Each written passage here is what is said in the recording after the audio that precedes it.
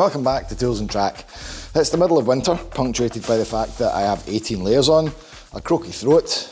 We are in the middle of painting this, which means that this is covered, and I have so many continuity errors because I've got 3 things going on here at once. So the cover's actually quite a good thing because you don't see all the other episodes that I'm filming at the same time. Anyway, this is a low-cost episode.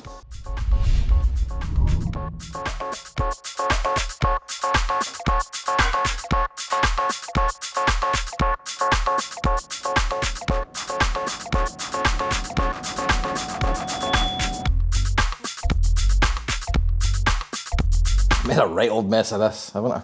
Right, welcome to the remains of reactor number 4. I genuinely had a big kind of intro montage set where I was going to try and get this to work and suggest that it might be savable. It doesn't even fit. Like, I've managed to somehow add at least 7 to 10 millimeters of width on this. I don't even want to think what it's going to take to get the middle to line up, but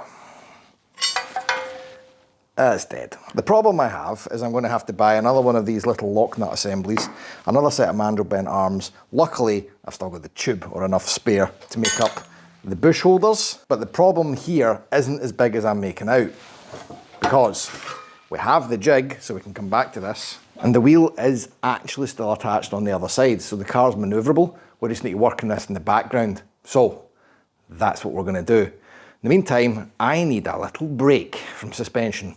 So let's have a look at something completely different. Because I'm going to obviously have to wait for eBay to deliver me the things. Don't think I'm not thinking about them. I'm just working in the background. We are going to look at something not on the fixie to-do list, but on the actual progress list. Something that we've not done up till now, which I'm probably going to make a mistake on. This will cover 3 episodes worth of me fanning around, but eventually we will get to the end result. And that's the dashboard. Now, to recap on where we got to before with the dashboard, I had a big sheet of aluminium, and because the car was, I assume, the metre wide, the 1 by 1 square metre of aluminium would do the dash. It's not. It tapers out to 1018, including at the extremities the dash, which is going to be the scuttle, which covers the full width of the car. So the problem I've got here is I had to go in and order 1 by 2, as you can see here, simply to get that 20 centimetres of extra bloody. Anyway, right, no point moaning. So let's go get a measurement, take a cut off this, and start seeing what we need just to get something that will sit and tell me what's going on with the car.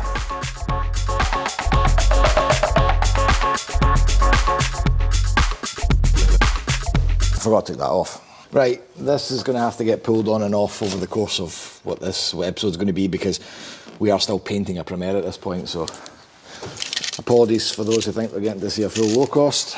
It's not going to happen. 1,110 millimeters.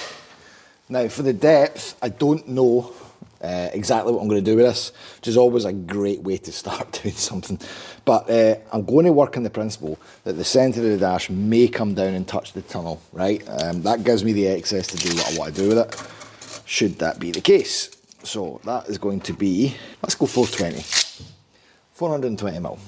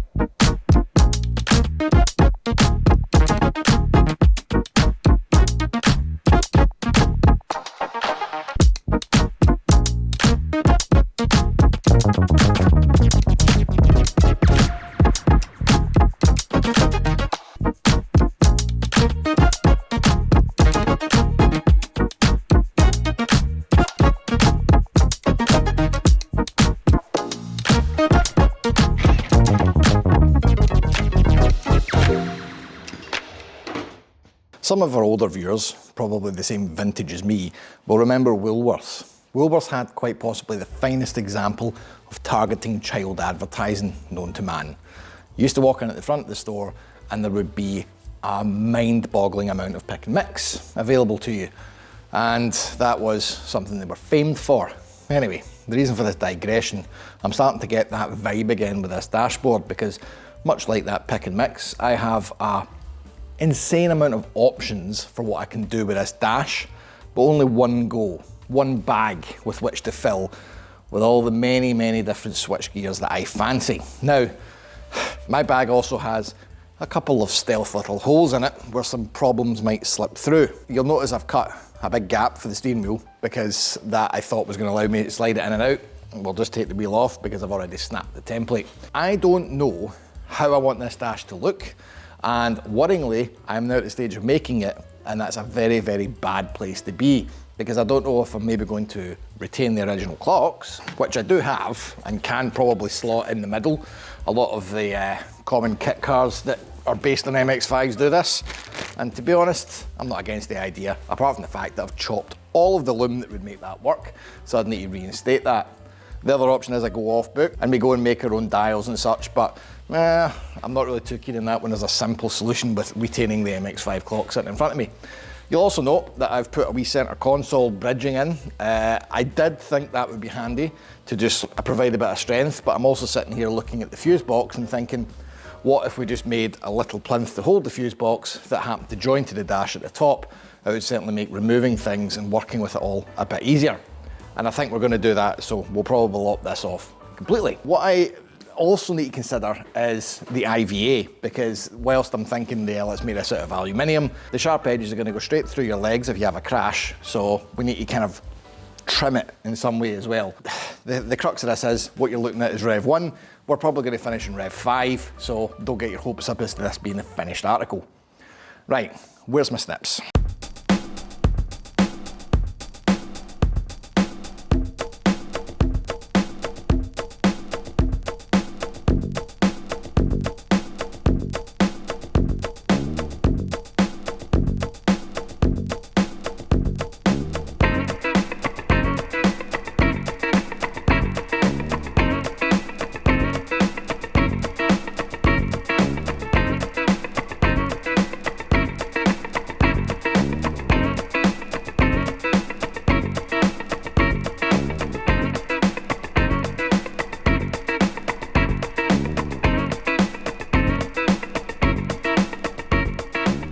We've got the bare bones of this kicking off here. Now, I've put a radius on this. I haven't done the full roundness because I had to stop myself, because there's an edge here that I reckon we can rivet to the lower half of the actual clamshell for this.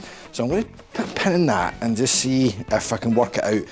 As you can probably guess, my biggest issue here is the fact that the clamshell has all the bloody loom running through it, and I should have made this before that.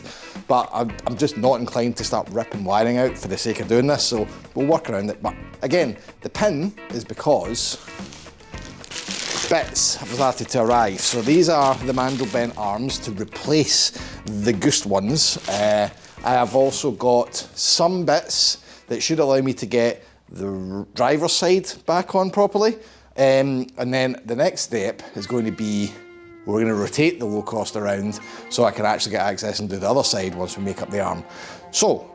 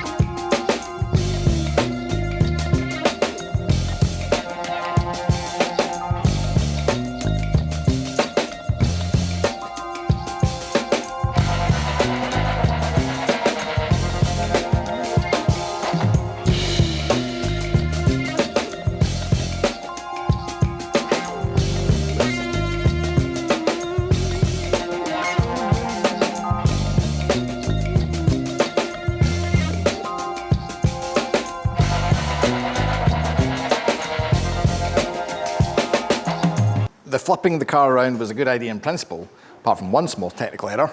I forgot that I already stripped this side down, making the car nigh on impossible to move. So let's just finish the bloody dash, because there's no point in putting that arm on to take it off and then put the new arm on. Right, dash.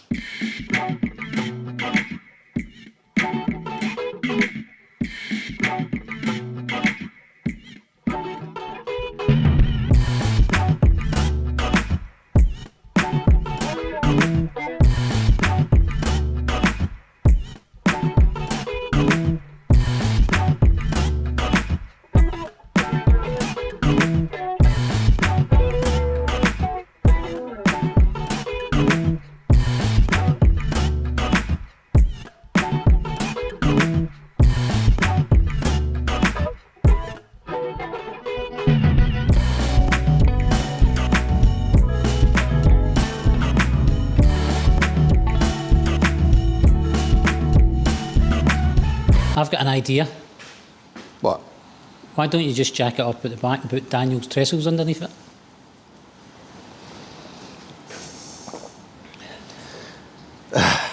Yeah, that actually does make a lot of sense. Of course it does, it comes from me.